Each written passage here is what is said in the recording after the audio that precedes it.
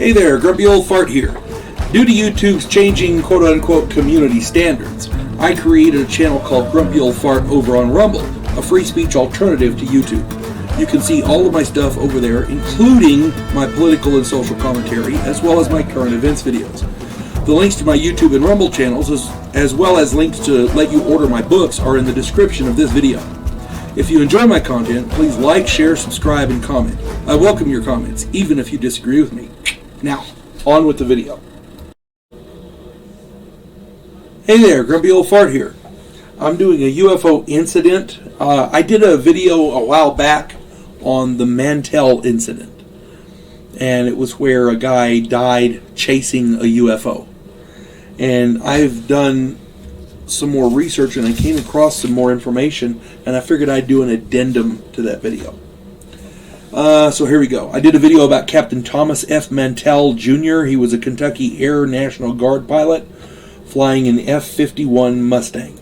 On January 7th, 1948, he had an encounter with a UFO and crashed. The official story is that he exceeded 22,000 feet and was not equipped with oxygen. He passed out from lack of oxygen at 30,000 feet. His plane plunged to the ground and he died on impact. According to the official story, he was supposedly chasing Venus. Now, this is absolute hogwash, because we have other witnesses that saw the thing. It was not Venus. It was, in fact, a craft. Since I did that video, I've come across some new information. The object he was chasing was described as large and round and white with a red light. Large and round and white with a red light near the lower part. Mantell described the object over the radio as, quote, "It appears to be a metallic object or possibly reflection of sun from a metallic object, and it is of tremendous size." Close quote. Mantell's body was found still strapped into the wreckage. His watch had stopped at 3:18 p.m. Oh, excuse me. The UFO was seen long after that, even into Tennessee. So, this wasn't a localized event. It was tracked all across, several states.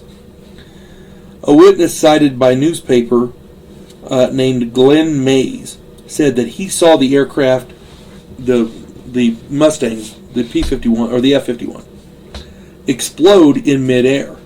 He said the plane circled as though the pilot was confused, and then it went into a dive. The explosion occurred at about 10,000 feet. That's what the newspapers reported. Guy F. Hicks, the commander of Godman Base, told reporters he observed the UFO and he called it a flying saucer for almost an hour with binoculars. He could not have confused the object with Venus. It's just not possible. Another witness, Richard T. Miller, said that as an Air Force member, he was standing in the operations room of Scott Air Force Base in Belleville, Illinois during the encounter. He said he heard the radio talk between Godman Tower and Mantell. According to Miller, Mantell's last radio transmission was, quote, "My God, I see people in this thing." Close quote. That right there tells you that it was an object and he got close enough to see into the windows. Miller said in a subsequent briefing that he learned that according to the crashed F-51's instruments, Mantell had flown for more than an hour after his fuel ran out. And that's just crazy. He also stated that, quote, "No one could account for this." I don't know how they could. Once an airplane's fuel runs out, it tends to drop out of the sky pretty quick. Just saying. Miller also stated that Glenn Mays did not say he specifically saw an explosion. He said as the aircraft reached treetop level, it was enveloped by a brilliant white flash of light. This light was so bright, it was like looking at the sun. The aircraft appeared to fall out of this light and pancake into the ground. That's what that's what Miller says that Mays actually said.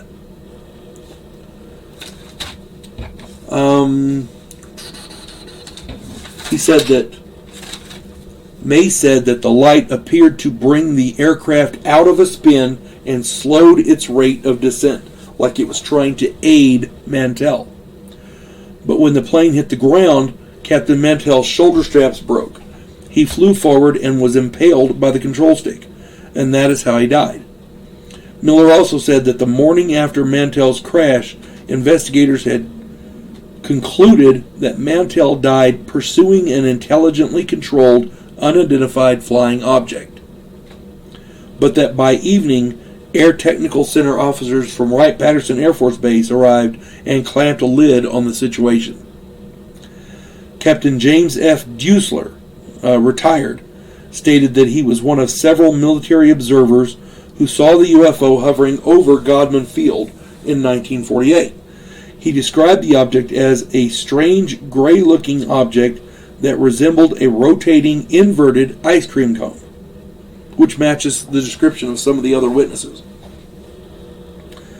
Duesler also said that upon visiting the crash site, he noted that the debris and surrounding trees indicated that the F-51 had belly flopped into the clearing.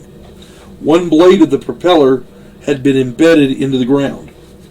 The plane had not crashed at high speed into the ground. When a plane crashes at high speed, especially a propeller-driven one, the propeller gets all messed up, it bent and scarred up and everything, and it creates a debris field as well as impact craters, things like that. According to him, that didn't happen. One of the propeller blades had been embedded into the ground, and the body of the plane was in pretty fair shape. The wings were missing and there were debris and like that, nearby, but the body of the plane was in pretty good shape. Duesler also claimed that a falsified statement had been entered into the official report for him that he did not make. He did not make that statement, but that it had been entered into the report for him. Soon after Mantell's death, UFO researchers were able to demonstrate that at the time Venus was only 33 degrees over the horizon, which eliminates the planet from the official story. It could not have been Venus. Once Venus was eliminated as a possibility, the officers of Project Sign latched onto the large skyhook balloons being launched by the Office of Naval Research as a viable explanation. As you can see, the Mantell case, it just keeps getting weirder and weirder the more you dig into it. Eyewitness reports indicate that some unknown force at least attempted to arrest Mantell's uncontrolled dive. Since nothing on Earth has that kind of effect that we know of, one has to wonder if the occupants of the UFO or some other extraterrestrial operatives realized the danger Mantell was in because of them and tried to save him. You got to give him an A for effort, but sadly Mantell died anyway. Any way you want to look at it, this is just it's just weird. And I go back to my original closing statement in that first video. There is no other way around it, regardless of the circumstances. Captain Mantell died chasing a UFO. Period. Now, whether they were benevolent and tried to save him or not, I don't know. But from the eyewitness reports, that may very well be what happened. And if that's the case, it's not like they were bad. They didn't realize what was going on until it was too late. And they did try. So, At any rate, do some research on your own and see if you can find out any more information. Put your comments down there in the comments, and I would love to read them. Hope you folks have a good day now. God bless one and all. Clarissa Lowe, a historian from the future. Delmore Kane, a Civil War veteran turned outlaw. This oddball pairing faces a conspiracy of epic proportions spanning the centuries.